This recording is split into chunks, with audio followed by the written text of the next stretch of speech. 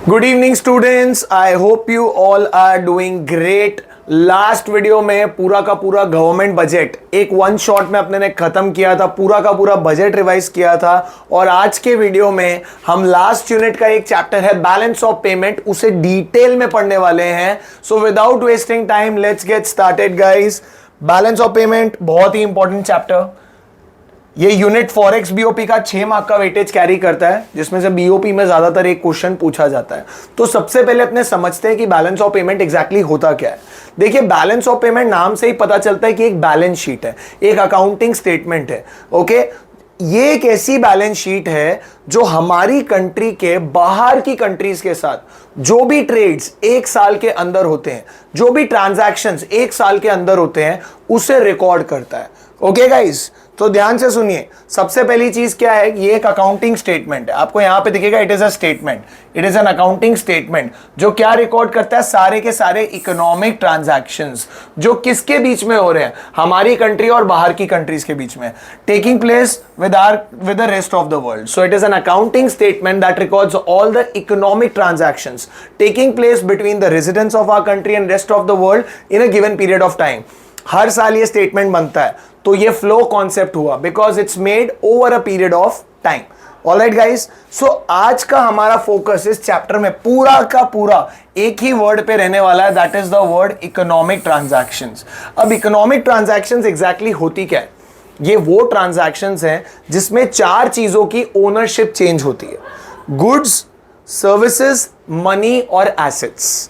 Okay, text book definition कुछ ऐसा है that economic transactions are those transactions that involve the transfer of ownership of goods, services, money and assets.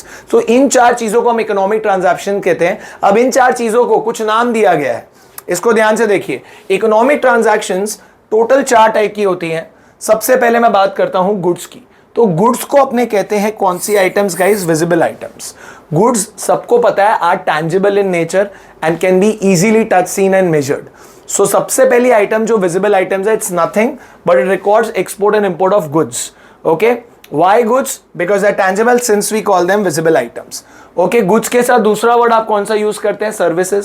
Services क्या होती हैं? जो intangible होती है, जैसे कि बैंकिंग हो गया, शिपिंग हो गया, इंश्योरेंस हो गया। आपने कोई काम किया है, यहाँ पे कुछ टैंजिबल नहीं है, इनटैंजिबल है, इसीलिए इसका नाम रखा गया है क्या? Invisible items. So it records particularly services like shipping, banking, insurance taking place between the residents of the country and rest of the world. तीसरा वर्ड मैंने कहा था मनी। मनी के लिए वर्ड यूज है यूनिलेटरल ट्रांसफर। गाइस, बहुत बार money भी exchange होता है। आपने अपने किसी रिलेटिव को बाहर पैसा भेज दिया, किसी रिलेटिव ने आपको पैसा भेज दिया, तो टेक्निकली यहाँ पे सिर्फ मनी एक्सचेंज हो रहा है। क्यों उसे यूनिलेटरल कहते हैं? क्योंकि ये वन साइडेड होता है। इसके अंदर ज्यादातर चीजें कौन सी आती है? गिफ्ट्स आ गया, रेमिटेंसेज आ गया, कोई भी टाइप का वन साइडेड पेमेंट आ गया। क्योंकि ये वन साइडेड है, इसीलिए इसे यूनिलेटरल कहते हैं। मतलब इसके आपने अगर गिफ्ट लिया तो आपने गिफ्ट के सामने कोई सर्विस थोड़ी रेंडर की है, इसीलिए इसका दूसरा नाम अनरिक्वेटेड ट्रांसफर्स है। यानी कि इनको रिटर्न करने का कोई कमिटमेंट नहीं है। अगर आपके किसी रिलेटिव ने आपको 1 लाख का गिफ्ट दिया है, जरूरी नहीं है कि आपको भी उसे 1 लाख का गिफ्ट देना। Okay, so unilateral transfers are one-sided transfers like gifts and remittances. These are also called unrequited transfers because there is no commitment to repay them in return. Very clear guys? And last point जो आता है इसके अंदर आता है capital transfers. जैसे कि budget में हमने पढ़ा था कि capital receipts and capital expenditure, ऐसा कोई भी ट्रांजैक्शन जिससे आपकी इकोनॉमी के एसेट या लायबिलिटी पे फर्क पड़े, वो कैपिटल ट्रांसफर्स में आता है। So it involves those transfers that particularly cause a change in the assets and the liabilities of your economy. Very clear? So BOP के टोटल 4 कंपोनेंट्स है, रिपीट कर लेते हैं। Visible items, invisible items, unilateral transfers and capital transfers. ये goods के लिए हो गया, ये सर्विसेज के लिए हो गया, ये मनी के लिए हो गया और ये ट्रांसफर्स के लिए हो गया। ऑलराइट गाइस, चलिए आगे बढ़ते हैं बीओपी में। अब बीओपी के अंदर सबसे पहले एक और बैलेंस शीट आती है, इसका नाम है बीओटी, बैलेंस ऑफ ट्रेड। अब बैलेंस ऑफ ट्रेड जो है ना गाइस, ये एक छोटी बैलेंस शीट है जो सिर्फ एक ही चीज के बारे में बात करती है, दैट इज गुड्स। किसके बारे में बात करेगी? ये सिर्फ goods. Now understand this thing, अगर मैं अपनी इकोनॉमी का खाली ट्रेड बैलेंस निकाल रहा हूं, ट्रेड बैलेंस मतलब हमने कितना ट्रेड किया है, हमने कितने गुड्स एक्सपोर्ट्स किए हैं माइनस हमने कितने गुड्स इंपोर्ट किए हैं, तो उस बैलेंस शीट को हम बैलेंस ऑफ ट्रेड कहेंगे. So what is balance of trade guys? Is the difference between the value of goods exported and the goods imported. It is nothing but export minus import. Very clear. क्योंकि ये BOP का सिर्फ goods का part ही record कर रहा है, इसीलिए ये एक नैरो कॉन्सेप्ट है और बैलेंस ऑफ पेमेंट एक ब्रॉडर कॉन्सेप्ट है. बैलेंस ऑफ पेमेंट में 4 चीजें आ रही है और बैलेंस ऑफ ट्रेड में सिर्फ एक ही चीज आ रही है, यानी कि हमारी विजिबल आइटम्स. इसीलिए इसके 2 नाम है, विजिबल बैलेंस और ट्रेड बैलेंस. ओके, या बैलेंस ऑफ ट्रेड भी बोल सकते हो या बैलेंस ऑफ विजिबल आइटम्स भी बोल सकते हो. ऑलराइट गाइस, अब आपका जो बीओटी है ना, यहाँ पे ये एक्सपोर्ट और इंपोर्ट को कवर कर रहा है. देखो यहाँ पे 3 चीजों में हो सकता है, फेवरेबल, अनफेवरेबल या इक्विलिब्रियम बैलेंस. अगर आपके एक्सपोर्ट्स इंपोर्ट से ज्यादा है तो आप फेवरेबल रहोगे क्योंकि आपने ज्यादा पैसा कमाया. अगर आपके इंपोर्ट्स एक्सपोर्ट से ज्यादा है तो अनफेवरेबल होगा क्योंकि आपको ज्यादा पे करना पड़ेगा, यानी कि आप डेफिसिट में जाओगे, यहां पे आप सरप्लस में जाओगे. और अगर आपका एक्सपोर्ट और इंपोर्ट बराबर है सो टेक्निकली यहां पे एक बैलेंस स्टेट, आपने कुछ कमाया भी नहीं और कुछ गवाया भी नहीं.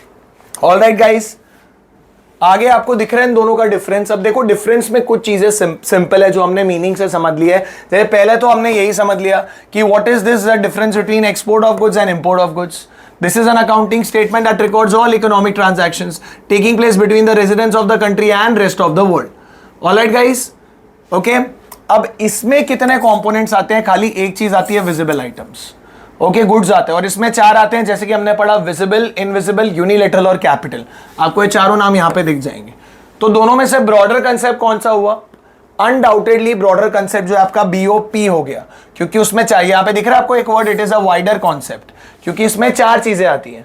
लेकिन ये नैरो कॉन्सेप्ट है क्योंकि इसमें सिर्फ गुड्स आते हैं और कुछ नहीं आता है. ओके गाइस, एक और पॉइंट इसके अंदर आता है कैपिटल ट्रांजैक्शंस. अब कौन से ट्रांजैक्शंस जो एसेट और लायबिलिटी में इफेक्ट होते हैं वो कहां पे रिकॉर्ड होंगे? हमने जैसे कि पढ़ा कि कैपिटल ट्रांसफर सिर्फ बीओपी में आता है. So can you see this records the transactions that are capital in nature. लेकिन यहां पे हमें पता है सिर्फ विजिबल आता है. It does not records the transactions that are capital in nature. Alright guys, last point आपको इसमें दिखेगा सेटलमेंट. नाउ इसको थोड़ा ध्यान से समझना कि यहां पे सेटलमेंट कैसे होती है. सपोज आपका बीओटी नेगेटिव है, आपका बीओटी नेगेटिव है और आपका बीओपी पॉजिटिव है, तो जो बीओटी का नेगेटिव है वो बीओपी के पॉजिटिव से आप मीट कर सकते हो, क्योंकि बीओपी एक ब्रॉडर कॉन्सेप्ट है और बीओटी एक नैरो कॉन्सेप्ट है. तो कैन आई से दिस कि unfavourable BOT can be met out of favourable BOP. यहां की ना, unfavourable BOT can be met out of favourable BOP. अगर बीओटी माइनस में और बीओपी प्लस में है तो ये सेटलमेंट हो सकता है. लेकिन अगर उल्टी चीज हो जाएगा, इस उल्टी चीज का मतलब अगर आपका बीओपी माइनस में है और बीओटी प्लस में है तो ये सेटलमेंट नहीं हो पाएगा. You getting my point? क्योंकि बीओपी ब्रॉडर कंसेप्ट है, बीओपी का नेगेटिव बहुत बड़ा आएगा और बीओटी का पॉजिटिव बहुत छोटा है. So unfavourable BOP can not be met out of favourable BOT. Very clear with this thing guys. I think ये डिफरेंसेस हमें बहुत अच्छे से समझ में आ गए. Okay, so let's proceed ahead to the next topic that comes after this, that is components of BOP. अब guys यहाँ पे एक आपको एक चीज बताना चाहूंगा कि BOP में ट्रांजैक्शंस रिकॉर्ड कैसे होते हैं. ओके, BOP जो है वो अकाउंटिंग सिस्टम फॉलो नहीं करता है, वो टेक्निकली बैंकिंग सिस्टम फॉलो करता है. बैंक में जब पैसा आता है तो आपके पास मैसेज आता होगा द अमाउंट इज क्रेडिटेड. हमें यहाँ पे वही चीज फॉलो करनी है. मतलब अगर बाहर की कंट्री से इंडिया में पैसा आया तो वो जाएगा क्रेडिट साइड पे. कहां जाएगा गाइस? क्रेडिट साइड पे. कोई भी इनफ्लो है फॉरेन एक्सचेंज का तो क्रेडिट साइड पे जाएगा, और कोई भी आउटफ्लो है यानी कि हमारी कंट्री से पैसा बाहर जा रहा है तो वो जाएगा डेबिट साइड पे. ओके, क्रेडिट साइड पे जाएंगे सारे इनफ्लोज और डेबिट साइड पे जाएंगे सारे आउटफ्लो. इसको याद रखने के लिए मैं इतना याद रखता हूं कि ये बैंकिंग सिस्टम फॉलो करता है. पैसा आया अपने अकाउंट में तो क्रेडिट, गया तो debit. Okay, double entry system accounts में फॉलो होता है, इसलिए आपका बीओपी अकाउंटिंग सेंस में हमेशा टैली हो जाएगा, क्योंकि हर क्रेडिट एंट्री और डेबिट एंट्री, हर डेबिट एंट्री के लिए इंपैक्ट होगा क्रेडिट एंट्री. Very clear. कोई एक एंट्री अगर एक जगह डेबिट में आया हो कहीं और क्रेडिट में आएगा. Alright with this thing. लेकिन इकोनॉमिक सेंस में बीओपी टैली नहीं हो सकता है, या तो आपको बीओपी सरप्लस में होगा या डेफिसिट में होगा। हाँ, अगर ऐसा कोई बहुत रेयर सिचुएशन हुआ कि इनफ्लो और आउटफ्लो बराबर है तो आपका बीओपी बैलेंस्ड होगा। Very clear. So just like BOT, आपका बीओपी भी सरप्लस, डेफिसिट और बैलेंस्ड हो सकता है। अब बीओपी के अंदर टोटल 2 कंपोनेंट्स है, एक है करंट अकाउंट और एक है कैपिटल अकाउंट। इसको ध्यान से समझिएगा गाइस। बीओपी की 4 आइटम्स आती है, विजिबल, इनविजिबल, यूनिलेटरल, कैपिटल। पहली 3 आइटम्स विजिबल, इनविजिबल और यूनिलेटरल, ये तीनों जाएंगी करंट अकाउंट में, ये तीनों जाएंगी करंट अकाउंट में। और लास्ट ट्रांजैक्शन जो है कैपिटल अकाउंट, वो जाए कैपिटल ट्रांसफर्स, वो जाएगी कैपिटल अकाउंट। तो आज हम इनके कंपोनेंट्स को डिटेल में पढ़ेंगे, ओके, कि कहां पे क्या रिकॉर्ड करना है। पहले मैं बात करूंगा करंट अकाउंट की। अब करंट अकाउंट में कितनी चीज रिकॉर्ड होती है? 4। ध्यान से सुनना, 3 तो बीओपी के कंपोनेंट और एक एक्स्ट्रा ट्रांजैक्शन है। पहला यहां पे क्या लिखा हुआ है? Export and import of goods. Okay, logical सी बात समझो, गुड्स अगर बेचे हैं तो पैसा आएगा, क्रेडिट साइड पे गया, और गुड्स अगर खरीदे हैं तो पैसा देना पड़ेगा, डेबिट साइड में जाएगा।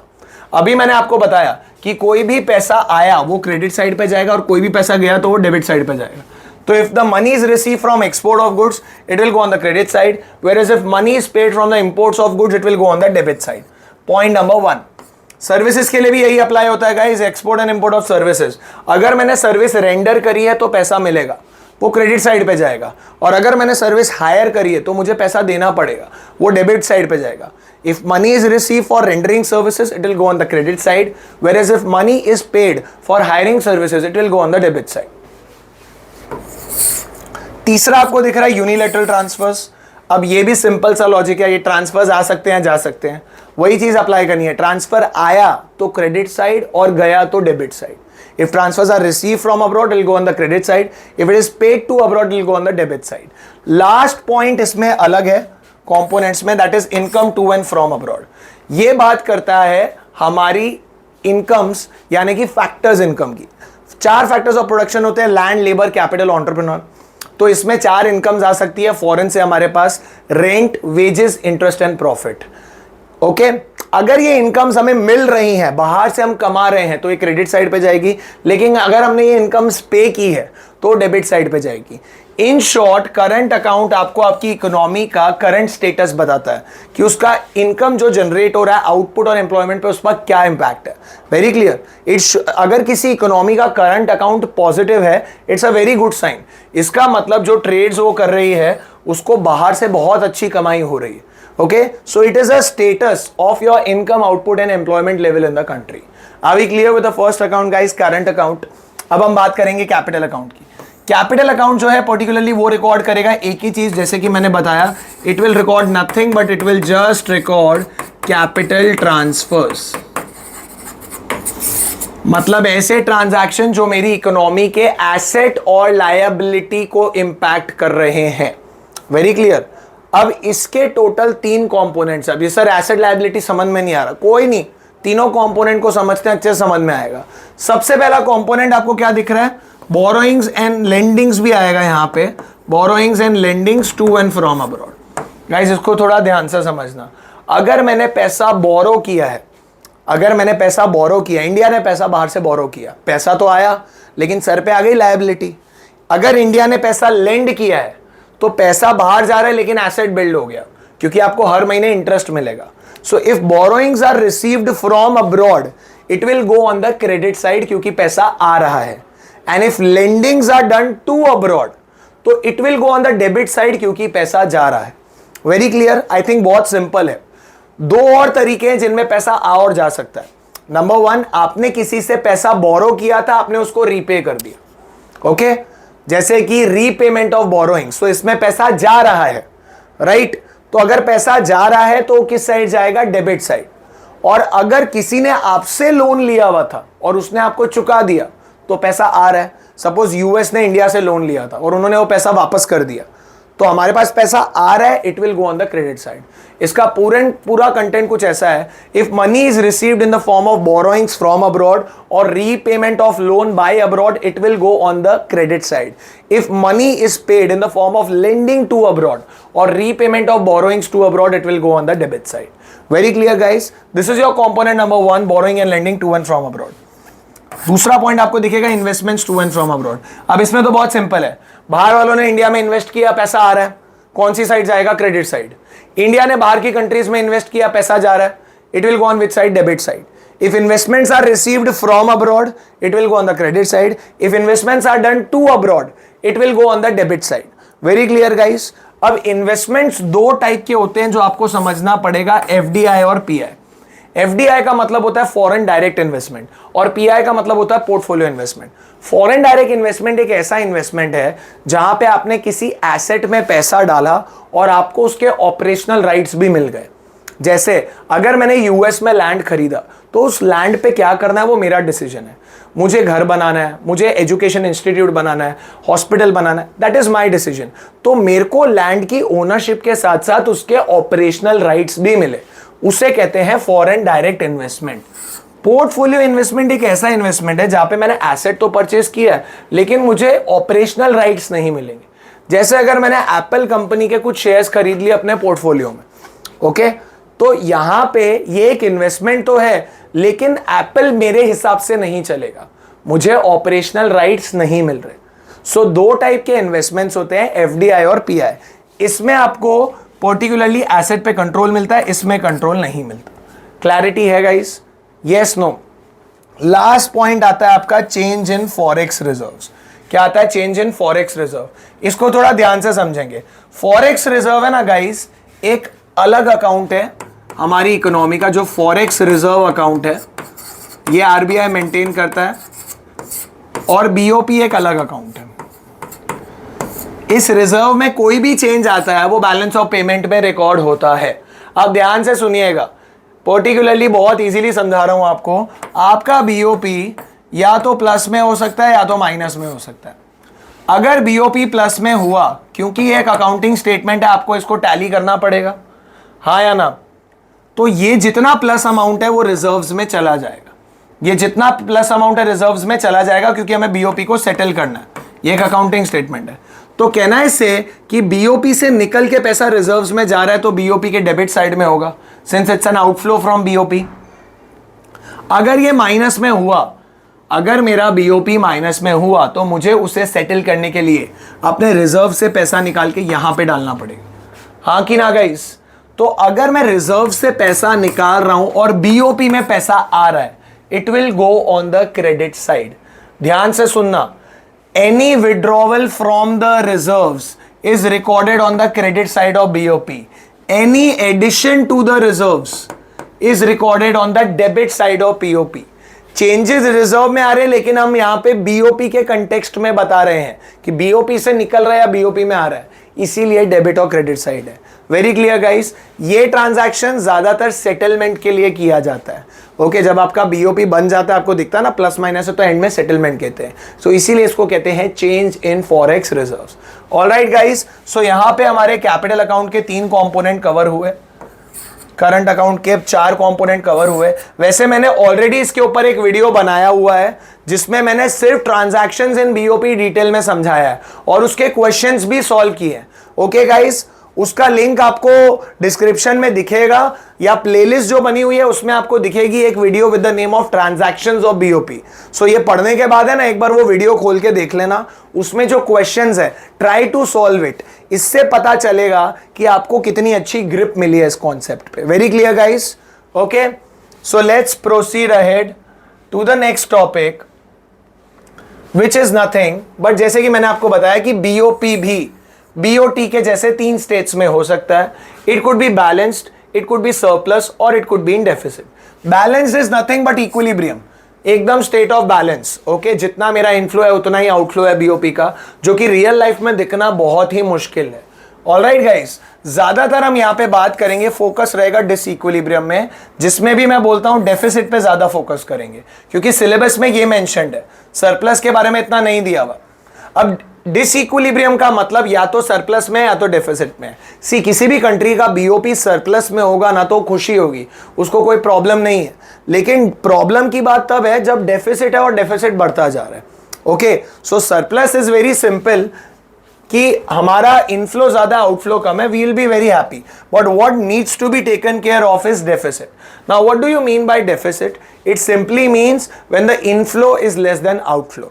आपकी इकोनॉमी में जो पैसा आया है वो कम है और गया है वो ज्यादा है. ये बहुत बड़ा नेगेटिव है. क्यों? क्योंकि इससे आपकी इकोनॉमी के या तो रिजर्व्स गिर जाएंगे, फॉरेक्स रिजर्व, या उसको बोरोइंग करनी पड़ेगी उस डेफिसिट को मीट करने के लिए, जिससे एक फ्यूचर ऑब्लिगेशन आ सकता है. Very clear? So deficit in BOP means when the inflow is less than the outflow.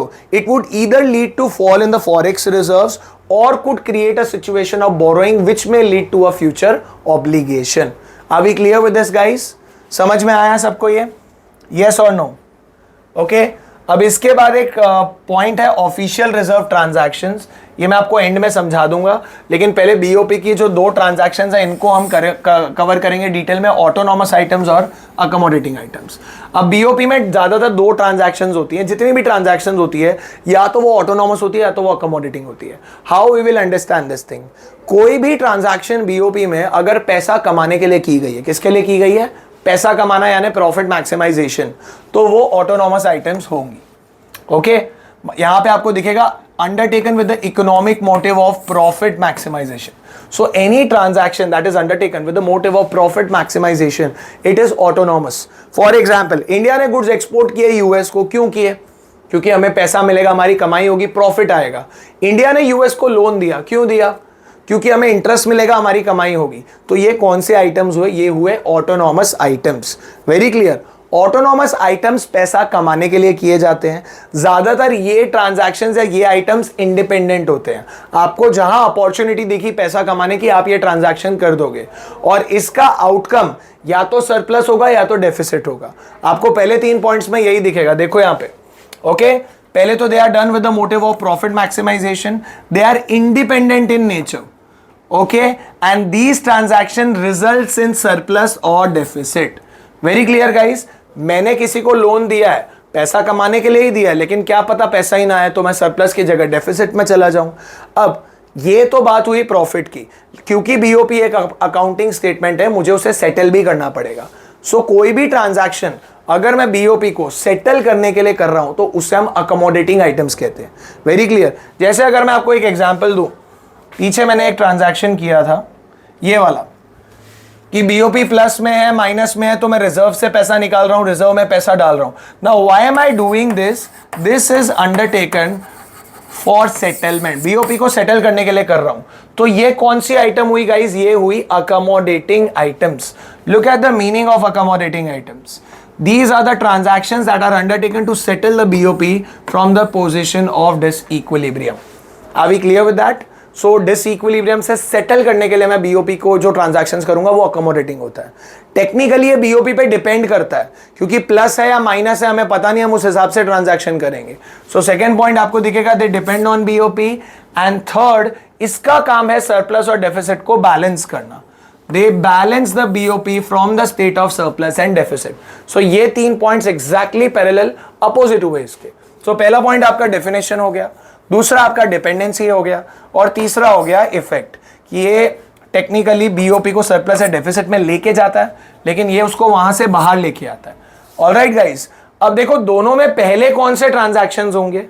पहले तो प्रॉफिट बनाने वाले ट्रांजैक्शंस होंगे ना, इसीलिए इनका दूसरा नाम रखा गया है अबव द लाइन आइटम्स.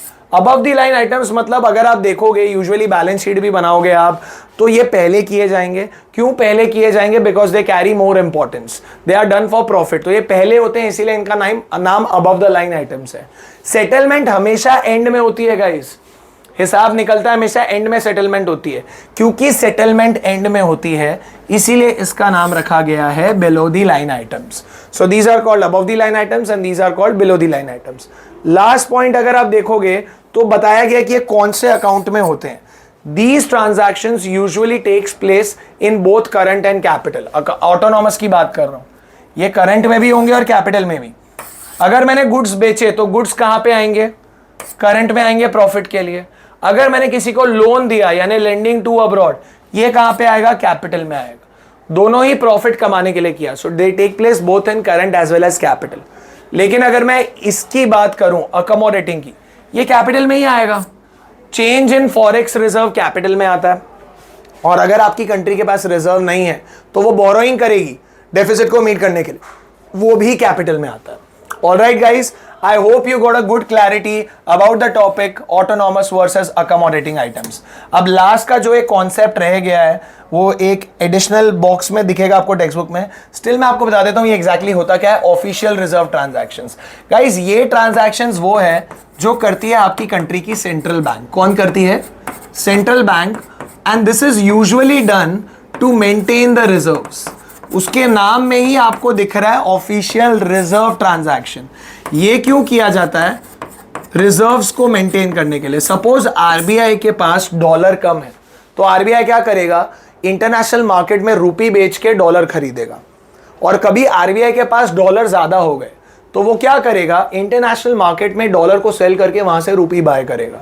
सो इन ट्रांजैक्शंस को ऑफिशियल रिजर्व ट्रांजैक्शंस कहा जाता है. It's buying and selling of your own currency in the international market and this is particularly done to maintain reserves. Are we clear with this guys? ये एक additional concept है जिसकी थोड़ी सी आपको knowledge होनी चाहिए कि कुछ क्वेश्चन आए तो टेक्निकली वो हमें करना चाहिए. सो यहाँ पे हमारा बीओपी गाइस पूरा खत्म होता है. Okay, I hope everyone got the entire conceptual clarity about BOP. एक और वीडियो जो है प्लेलिस्ट में उसे देख लेना, ट्रांजैक्शंस ऑन बीओपी. उसमें मैंने बहुत इंपॉर्टेंट क्वेश्चंस डाले हैं. शायद आपको उनमें से कोई क्वेश्चन इस साल के बोर्ड एग्जाम में दिख जाए. So don't ignore that video. Alright guys, I hope you enjoyed the video. I will see you all in the next video. चाचा, bye bye, see you, take care guys.